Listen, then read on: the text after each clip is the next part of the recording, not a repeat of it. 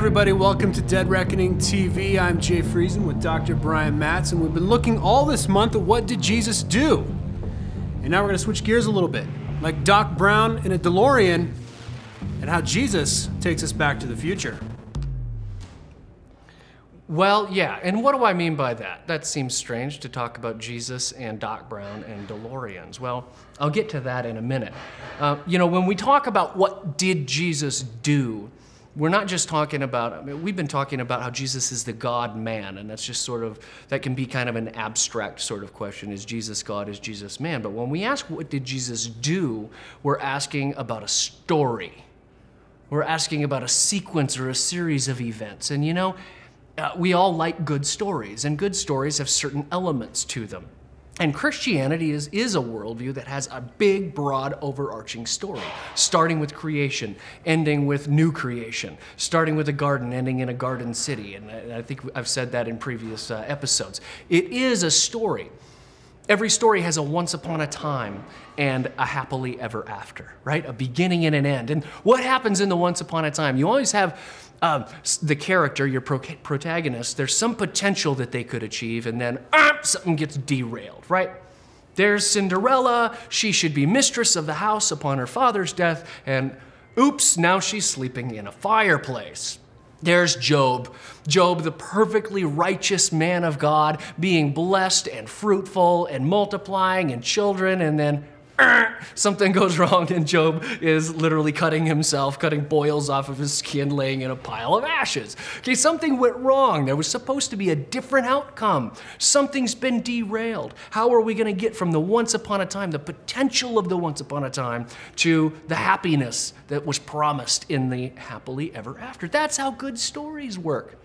Christianity is the same. We have a really good story. We have a beginning and something goes wrong. How are we going to get to that once upon a time? And that's fundamentally the question of what did Jesus do?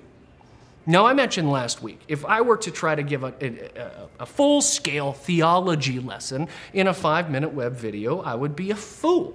Okay, so sometimes there are illustrations, examples, things that strike you when you're flipping through hotel channels in Rome. Well, I happened to be watching TV recently with my kids, and I was introducing them to one of my favorite film series growing up. Back to the Future, 1, 2, and 3. We haven't gotten to 3 yet, but we were watching episode 2. Now, do you remember that's the one where Doc and Marty go to the future, and Biff steals the sports almanac, and Doc and Marty go back to 1985, and they find hell on earth.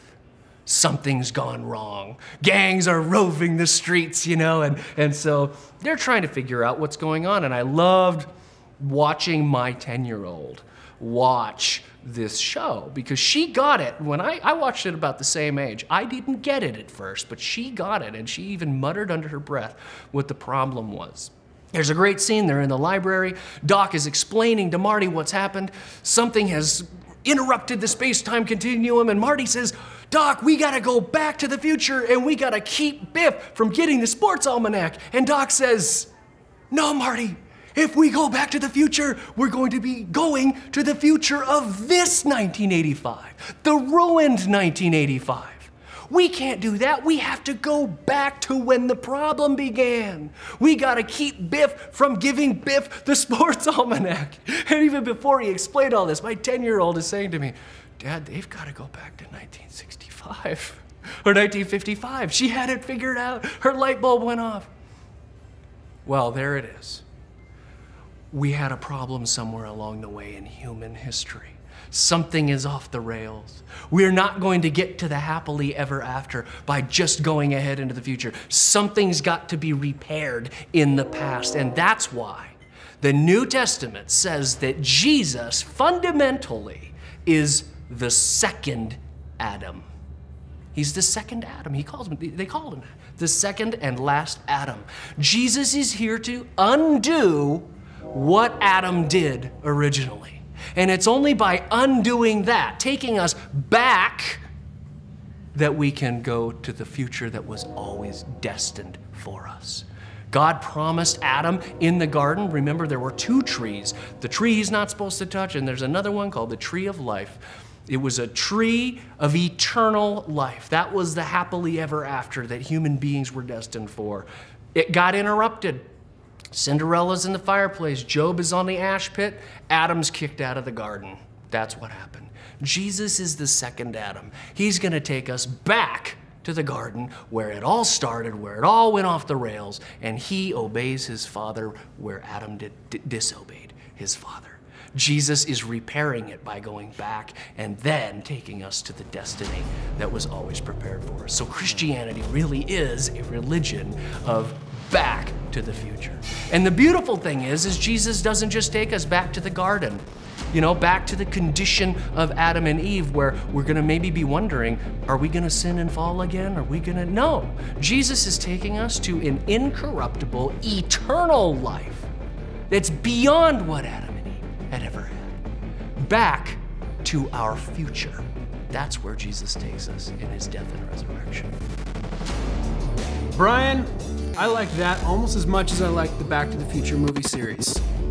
You've been watching Dead Reckoning TV. If you like us, please share us with your friends on Facebook, YouTube, Vimeo, Dailymotion, anywhere you want to watch your videos.